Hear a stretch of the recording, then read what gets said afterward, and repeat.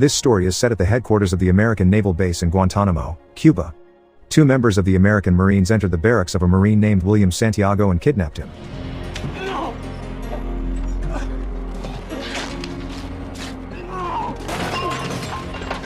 Moving to Washington, D.C., Lieutenant Commander Joanne Galloway handed over Santiago's murder case files, suspecting Lance Corporal Dawson and Private First Corporal Downey.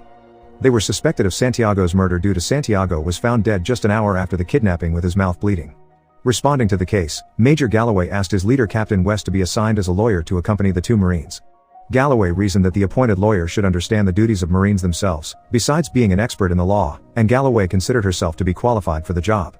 However, Captain West did not approve of her becoming a lawyer for the 2 Marines because Galloway was a Navy provost officer, so she is not suitable as a lawyer for the 2 suspects. On the softball field, Lieutenant Daniel Kaffee or Danny was seen playing softball. His colleagues approached him in anger since he has ignored an important meeting. He was expected to meet him 15 minutes ago, but he ignored it. He was rather a sloppy person. The next morning, during a meeting, he was assigned to oversee 2 Marines who were murder suspects of their comrade in Guantanamo. Lieutenant Sam was assigned to assist him in doing his duty. They proceeded to meet Galloway to check on the suspect's case files. Galloway was not very fond of Danny's sloppiness and doubted his ability to defend the 2 Marines. It was reasonable because Galloway suspected something odd in Santiago's murder case. She carried out various investigations on Colonel Nathan Jessup, who will soon be promoted to general and promoted to director of the National Security Council, the actions of Santiago, who wrote a letter asking mutation to another unit, and Santiago's threat to his comrades to expose the violation in Guantanamo. In addition, Galloway also believed that the 2 Marines were innocent and warned Danny to watch out for himself during his visit to Guantanamo to look for new evidence, since the Marines' behavior there was a bit different. Before his death, Santiago often wrote letters to various institutions from the top command to the senator, asking for mutation from his current unit in Cuba. Santiago explained that he has many difficulties and was physically weak, so he can't carry on his duties. He also mentioned his willingness to expose various violation practices like fence shooting that existed in the American naval base in Cuba. Unfortunately, the letter fell into the hands of Colonel Jessup. He was not very happy about the letter and Santiago's behavior, which he believed had broken the chain of command in his base. He then held a meeting with the deputy commander of the base, Lieutenant Colonel Markinson, and the platoon commander, Lieutenant Kendrick. Markinson suggested transferring Santiago immediately, but Colonel Jessup did not seem to agree with the proposal. He then scolded Kendrick for his incompetence in guiding his subordinate, Santiago, and ordered him to guide his subordinate. Markinson did not agree with Colonel Jessup's solution, but couldn't do anything about it since the leader of Colonel Jessup was the leader of the base. The 2 suspects were then detained at the Military Detention Center in Washington, D.C. Galloway returned to meet Danny, who was doing softball. Galloway got irritated seeing how Danny was enjoying his time while his clients were locked in jail. Danny said he was not suitable to handle such an important case, but Galloway said that the decision was right by assigning him for the job. She also added that she already knew the truth about him. I do know you, Daniel Alistair Kaffee. Your father's Lionel Kaffee. You went to Harvard Law, then you joined the Navy. Danny was the son of Lionel Kaffee, former Attorney General, and legendary legal advocate.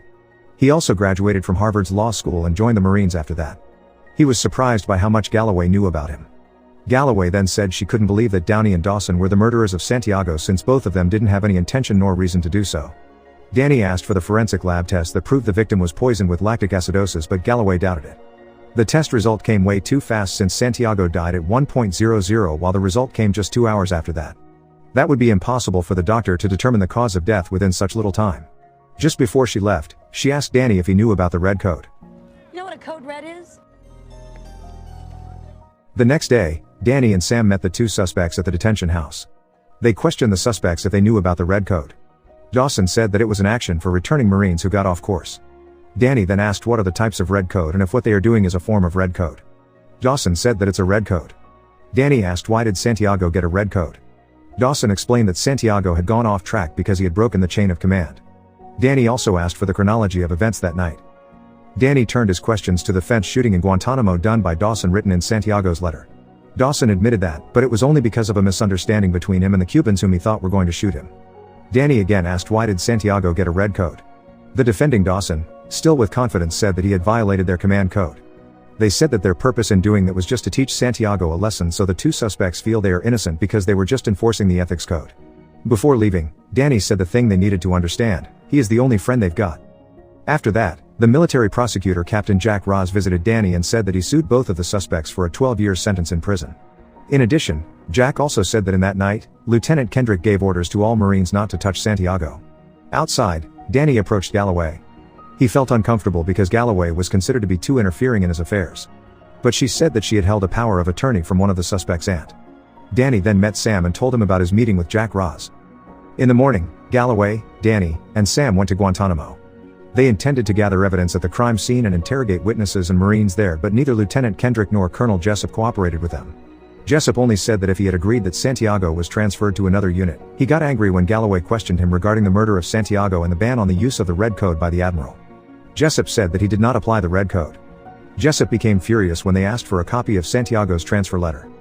In the night, Galloway visited Danny to tell him that Colonel Markinson was gone just several hours after they departed from Cuba. They then returned to meet the suspects. Danny asked the suspects if Lieutenant Kendrick ordered them to give Santiago a red code, which contradicts previous investigations that stated that Santiago may not be touched. Then Dawson said that the order came 5 minutes after the troops were disbanded. Next, Danny and Galloway met Jack Ross to report the current conditions and new evidence. Based on their discussion, Jack Ross renewed the demand on the condition that both suspects confess their actions, then they will only be sentenced to 6 months in prison. This is because the case is very complicated, especially about an officer who will be promoted to general. Regarding the disappearance of Markinson, Jack Ross reminded them not to worry too much about him because he is a former intelligence officer. Why did Markinson go UA? You'll never know. You know what Markinson did for the first 7 Markinsons gone? Division will give me a lot of room on this one. Murder, conspiracy, conduct, unbecoming. Got 6 months. After that, Danny met the 2 suspects again and asked them to confess their actions, but Dawson refused because they still felt innocent. They thought they were just carrying out orders from their superiors. They were also worried if they plead guilty, they would be fired from the Marine Corps, even though being a Marine was their dream. Seeing his client's attitude, Danny got angry because he thought that his client didn't want to be helped. It frustrated him because the next day was their trial. In the morning, both suspects were brought to trial. Their status was increased to the defendant. Jack Ross, as the military prosecutor, indicted Dawson and Downey have murdered Santiago. As the lawyer for the defendants, Danny presented a defense that his client was not guilty. This trial turned out to be Danny's first time handling a case in a court. After the trial, Danny, Galloway, and Sam discussed finding a witness that will testify to defend the defendants and look for evidence that could confirm the defendant's innocence. After a few days, the second trial began. Jack Ross explained the chronology of events that became the basis for the charges against the defendants. Danny denied the charges by saying that there was no poison. There was no intention of the defendant to kill Santiago, instead they were ordered to do. The trial continued with witnesses' testimony. The first witness was M.C. Guire, a special agent for the Naval Investigation Service who was asked about the truth of Santiago's letter sent to his institution. M.C. Guire confirmed the existence of the letter and he wanted to investigate, but because the only witness, Santiago, had died, the case could not be continued due to lack of evidence. The next witness was Corporal Edward. He was asked about the Red Code. Corporal Edward stated that Santiago had violated the chain of command and it was considered a betrayal of the code they agreed on. In addition, he also said that Lieutenant Kendrick forbade the mariners to touch Santiago. What was the order? Sir, he said Santiago wasn't to be touched. Your witness. At the next trial, the witness presented was Dr. Stone, the doctor who handled Santiago's corpse. He said that Santiago died from poisoning that contaminated his body and proceeded to describe the various types of poison and the symptoms caused. Danny asked if there was any chance Santiago was not poisoned but because of the illness he was suffering. He also submitted Santiago's medical document which proved his poor health condition, but the doctor denied it and declared that Santiago was indeed healthy. Order for Private Santiago to be put on restricted duty. Mysterious poison that caused the accelerated chemical reaction. Santiago was given a clean bill of health. You'd have a lot to answer for. He added that he routinely checked all Marines' physical condition. It sparked debate in the courtroom, but the doctor still believed that Santiago died from poisoning. To relieve their stress, Danny asked Galloway to have dinner together.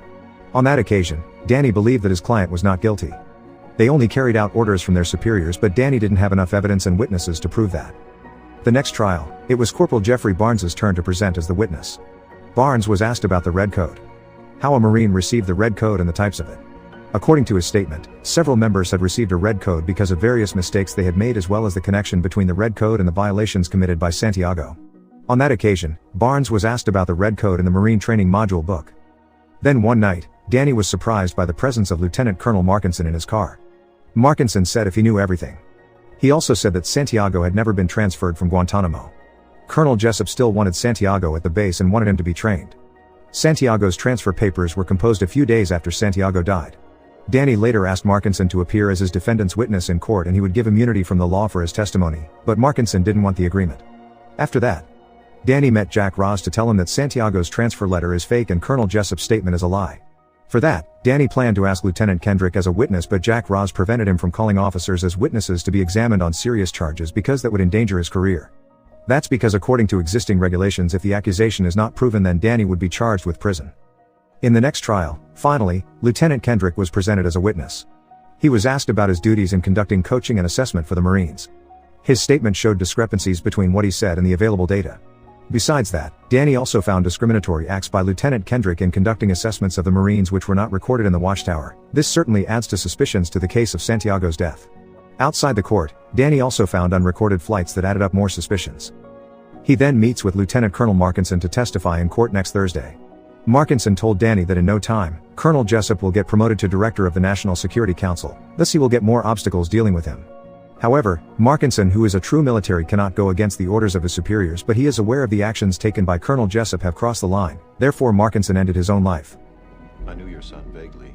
Two women whom you've never met will bring the truth to light. One reason, to stop it. Drew Markinson.